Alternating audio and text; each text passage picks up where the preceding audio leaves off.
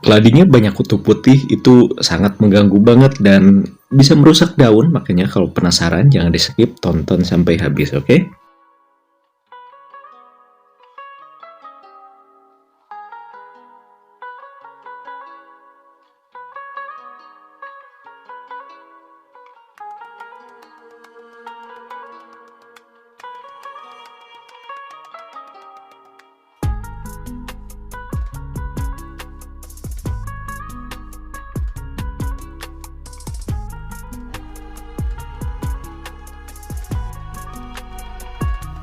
Ada beberapa keladi yang ini salah satunya keladi yang masih aman dan tidak ada sedikit pun kutu putih. Ya, ini daunnya memang lagi menuju ke arah cantik dan ini sebelah kiri makin glowing dan juga bersinar sih menurutku, warnanya juga ini udah hampir maksimal.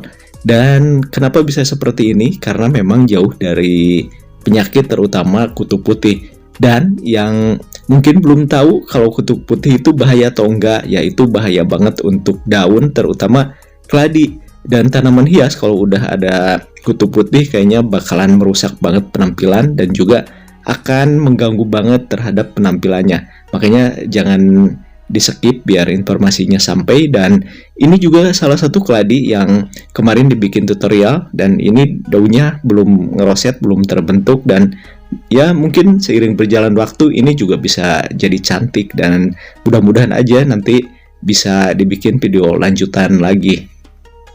Kalau ini nih kutu putih yang nampak di daun, jadi harus hati-hati. Dan ini salah satu contoh kalau misalkan sobat pemula, nah ini salah satu contoh yang terkena kutu putih. Dan ini kalau misalkan dibiarkan nanti bakal habis sampai ke umbi atau ke bonggol. Jadi harus berhati-hati. Kalau misalkan ada kasus yang seperti ini, segera diperiksa. Kalau mau dipotong, atau juga disemprot-semprot dengan bawang merah yang udah dicair atau yang udah direndam juga bisa. Tapi kalau misalkan di tempatku ya seringnya pakai deterjen, yaitu deterjen yang ada aja di rumah, bisa juga karena memang ya mudah sebetulnya. Kalau misalkan mau disapu-sapu aja boleh juga, kalau misalkan masih tertangani boleh. Dan ini kalau misalkan dibiarkan ini bisa menyebar ke keladi yang lainnya atau ke tanaman lain, jadi harus berhati-hati karena kutu ini mudah sekali menyebar dan ini sangat-sangat berbahaya. Jadi harus berhati-hati karena memang ini bisa menyebar ke seluruh tanaman juga atau ke tanaman buah juga bisa, karena memang ini bisa terbang, penyebarannya bisa dari udara gitu, jadi cepet banget. Dan ini kalau misalkan di tempat teduh ini semakin parah dan semakin mudah penyebarannya. Jadi kalau misalkan ada posisi yang seperti ini udah jelek, harus dipotong, dihabisin, dan boleh dijemur di tempat yang terkena sinar matahari. Sebetulnya sih kalau misalkan dalam keadaan baik-baik aja seperti ini sih tinggal diperiksa-periksa aja dan ya dijadikan rutinitas aja sih. Kalau misalkan posisi yang udah seperti ini jadi nampak sehat dan juga jauh dari kutu putih. Tapi kalau misalkan ya dalam keadaan cantik seperti ini juga harus berhati-hati, takutnya ya ada ulat ataupun binatang lainnya, jadi harus ada pemeriksaan juga. Tak lupa bagi yang udah ngasih subscribe, like, komen, dan sharingnya, terima kasih.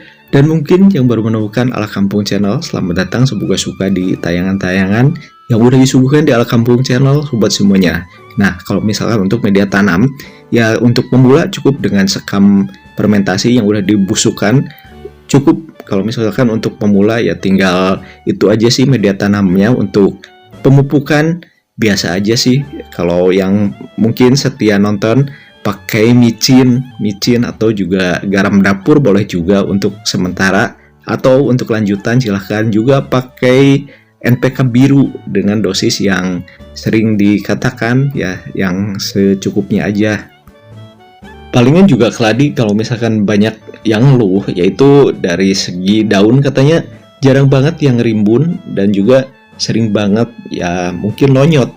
Itu sebetulnya mudah, itu media tanam harus selalu lembab dan juga matahari harus tercukupi. sebetulnya gampang atau juga mudah keladi itu karena di habitat aslinya, yaitu keladi itu di pinggiran sungai atau juga di hutan-hutan banyak, dan silakan aja hampir ikuti yang ada di alam karena memang pada dasarnya keladi ini keladi yang berasal dari dari hutan gitu kan, cuman ada yang udah di hybrid atau juga disilang, jadi ya mungkin perbedaannya hanya sedikit aja sih. Yang jelas kalau misalkan udah sering merawat keladi pasti udah terbiasa, dan juga perawatannya enggak yang capek atau juga yang yang berlebihan. Yang penting kalau keladi itu dua faktor sih yang harus diperhatikan, yaitu kelembaban media tanam dan juga penyinaran yang cukup. Itu aja sih dulu. Tapi jangan salah juga, kalau keladi kebanyakan pupuk atau juga nutrisi nanti juga bisa kebakar dan bisa merusak daun pula dan busuk pula itu di bagian bonggol. Jadi semuanya harus serba diperhatikan dan juga jangan berlebihan.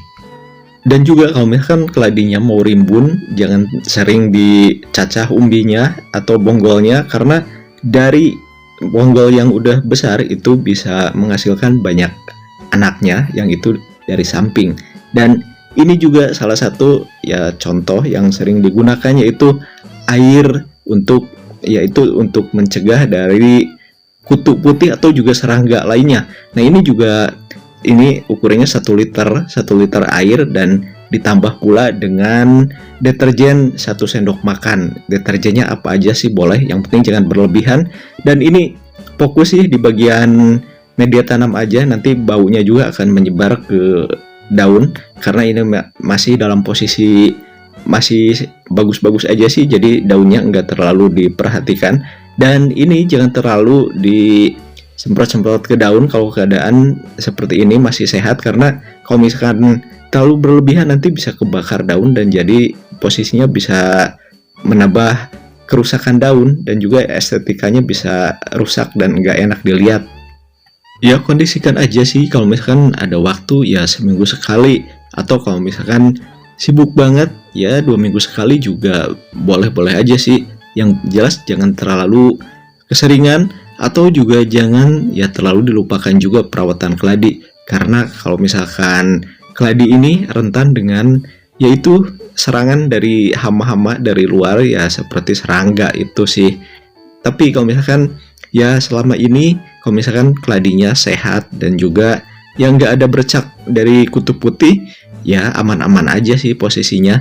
Yang jelas kalau misalkan mau warnanya cantik, yaitu keladi jangan lupa harus dapat sinar matahari yang banyak pula. Sebetulnya untuk media tanam keladi, kalau misalkan mau pakai daun-daun busuk, daun bambu, atau daun apapun yang sekiranya udah memang benar-benar busuk, itu akan lebih bagus juga, karena memang keladi itu menyukai yaitu media tanam yang poros atau juga tidak padat. Nah, ini salah satu keladi yang memang semalaman terlihat ini ada bekas ulat bekas ulat ini kayaknya, dan jarang banget kalau misalkan yang terkontrol. Kalau misalkan pakai deterjen jarang banget, cuman ini lumayan agak lama juga nggak digunakan, dan ini hasilnya tadi yaitu langsung kena sama ulat. Nah, semprot-semprot aja dan periksa di balik daun, karena kalau misalkan keladi yaitu hamanya itu atau juga yang serangganya itu kadang di balik daun seperti kutu putih, jadi di atasnya kelihatan ada ulat tapi di balik daun ada, makanya harus sering juga diperhatikan di balik daun karena sering menyelinap si kutu putih dan juga belalang terutama. Dan ini juga ada tips berikut ini, oke?